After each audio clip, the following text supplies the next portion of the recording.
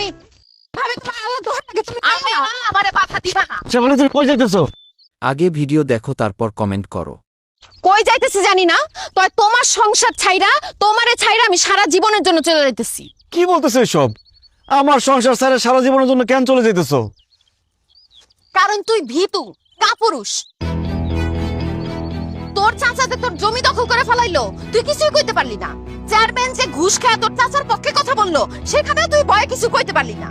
মানুষ আমগো গরু ছাগল ফল ফ্রুট সবকিছু নিয়ে যায়, তুই ভয়ে কিচ্ছু কস না। বিদেশে যাওয়ার জন্য জমি বিক্রি করে 3 লাখ টাকা দালালরে দিলি, দালাল সেই টাকাটা মাইরা খাইলো। আমি কয়দিন পর পর তার সাথে গিয়া ঝগড়া করি, তুই ওখানে যাও কিছু কস না, তোর বলে ভয় করে। আমি তোর সংসার করে কি করু? তোর সামনে দিয়া যদি কেউ আমারে তুইলা নিয়ে যায়, তুই তো চায়া চায়া দেখবি, ভয় তুই কিছুই করতে পারবি না। তাই তোর মতো কাপুরুষের সাথে আমি আর থাকুম না, আমি চলে গেলাম। শ্যামলী তুমি আমার ছেড়ে যাও না, তোমার ছাড়া আমি থাকতে পারব না, তোমার আমি অনেক ভালোবাসি। ভালোকে আমি কম বাসছিলাম? আমার বাপ মা মাইনা নাইনা দেখা আমি পালায় গিয়া তোমারে বিয়া করছি। আমার বাপ মা এখন পর্যন্ত আমার সঙ্গে কথা কয় না, আমগো বিয়া মাইনা নেয় নাই।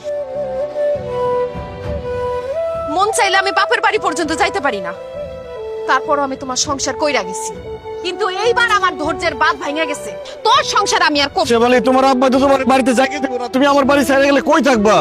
দরকার হলে গাছতলায় গিয়া থাকো, বনবাসে যামু, সন্ন্যাসে যামু, আমি ভিক্ষা করে খামু, তাও তোর মতো ভীতু কাপুরুষের সাথে আমি সংসার করুম না। আমি গেলাম।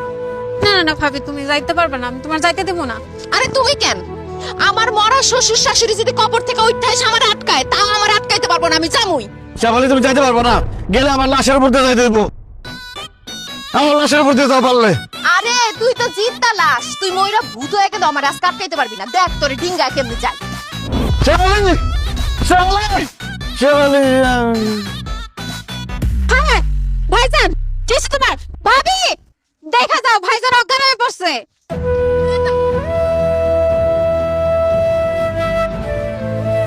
কি এই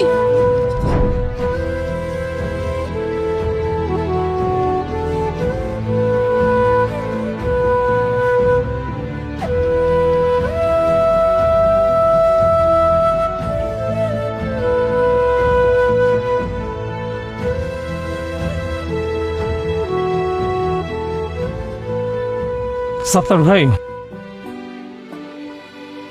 আজকে থেকে আপনার যা যা খেতে মন চাইবে খাবেন, আর যা যা করতে ইচ্ছা হবে করবেন।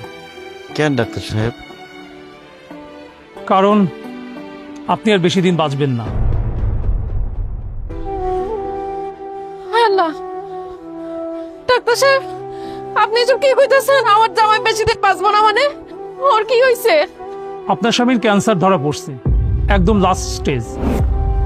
আপনারা উনাকে নিয়ে আসতে অনেক দেরি করে ফেলেছেন, এখন আর আমাদের হাতে করার কিছুই নাই। আমার মনে হয় উনাকে অন্য কোথাও নিয়ে চিকিৎসা করিয়েও কোনো লাভ হবে না, তার চাইতে বরং ওনার যদি কোনো শেষ ইচ্ছা থাকে সেটা পূরণের ব্যবস্থা করেন। না না, আমি বিশ্বাস করি না, আমার ভাইজানের কিছু হইতে পারে না। ডাক্তার সাহেব আপনি আরেকটু ভালো করে পরীক্ষা নিরীক্ষা করে দেখেন।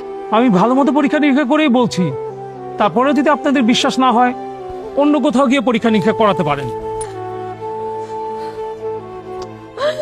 আল্লাহ গো, ডাক্তার এসব কি কয়ে গেল? তুমি বলে বেশি দিন বাঁচবে না, তোমার যদি কোনো কিছু হয়ে যায় আমার কি হইব? আমি তো বিধবা হয়ে যাবো।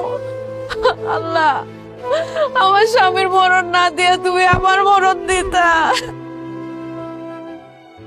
আল্লাহ, অল্প বয়সে বাপ মা হারাইছি, এই ভাই ছিল একমাত্র আপন। আল্লাহ, তুমি আমার হায়াত আমার ভাইরে দিয়ে দাও, তাও ভাইরে আমগো কাছ থেকে তুমি দূরে সরাই দিও না। আল্লাহ,